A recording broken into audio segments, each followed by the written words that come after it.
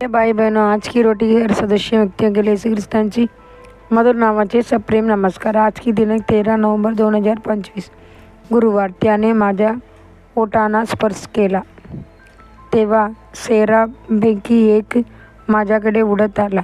त्याच्या हातात वेदीवरून चिमट्याने घेतलेला जलता निकरा होता. त्याने तो माझ्या ओठांना स्पर्श केला. येसाया 6 अध्याय 6 आणि 7 वचन. प्रभूने येसायाच्या ओठांना स्पर्श केला कारण देवाचे योजनेला तसे आवश्यक होते. मोठ्या भविष्यवाण्या सांगण्यासाठी आणि देवाची तेजाने चमकण्यासाठी येसायाची ओठांना आधी वेदीवरील अग्नी आणि रक्ताची स्पर्श हवा होता.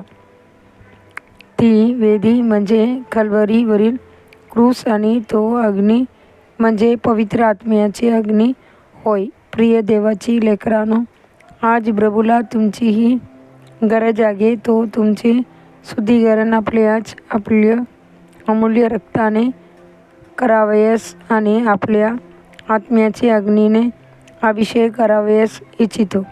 प्रभूने केवळ येसायालाच नाही तर यिर्मयालाही स्पर्श केला.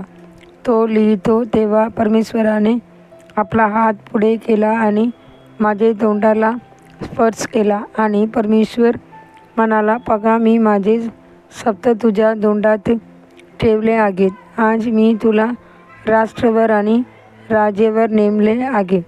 यिर्मया 1 अध्याय 9 आणि 10 वचन. आपले तोंड प्रभूला अर्पण करा. व्यर्थ शब्द टाळा आणि म्हणा, प्रभू, तुझ्या पवित्र अग्नी माझ्या ओठांना स्पर्श करू. मला तुझ्यासाठी उठून तेजाने उजळू दे. पवित्र शास्त्रात आपण अनेकदा पाहतो की प्रभू लोकांना स्पर्श करीत असे. त्याने याकोबची मांडीला स्पर्श केला, जो मनुष्याची स्वावलंबाचे प्रतीक आहे, जे स्वतःची शक्तीवर चालतात. त्याने प्रभूची स्पर्श योग्य मार्ग दाखवतो. ते मग त्यांची मार्गात चालू लागतात.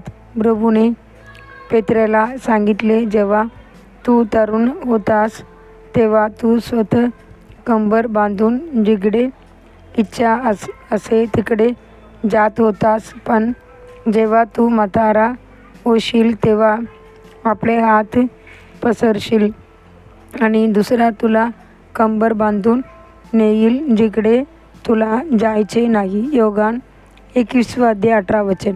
आज आपण स्वतःला पवित्र आत्म्याची अधीन करू काय, जेणेकरून तोच आपल्याला कंबर बांधून आपल्या मार्गात चालवो.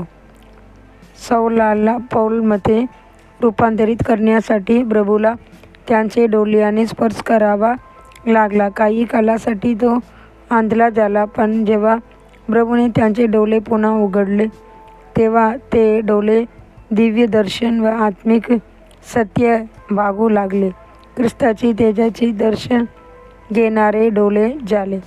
प्रभूने रोगियांना, ख्रिस्त मनाचे लोकांना अगदी गुडघ्यानाही स्पर्श केला. त्याने नाईन सगरतील विधवेचे मुलाला स्पर्श करून त्याला पुन्हा जीवित केले.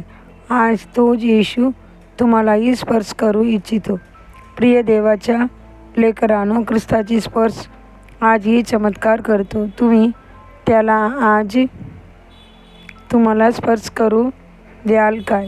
त्यांच्या हातात स्वतःला ठेवून त्यांचे दिव्य स्पर्शने पूर्ण बदलून द्याल काय? अधिक ध्यानार्थ वचन. माझ्यावर दया करा, माझ्यावर दया करा, हे माझ्या मित्रांनो, कारण देवाची हात माझ्यावर पडला आहे. योग 19 अध्याय 21 वचन. दिवसाची बायबल वाचन. सकाळी विलापगीत 1 अध्याय 2 अध्याय. सायंकाळी इब्री 10 अध्याय 1 ते 18 वचन. धन्यवाद. 18 वचन.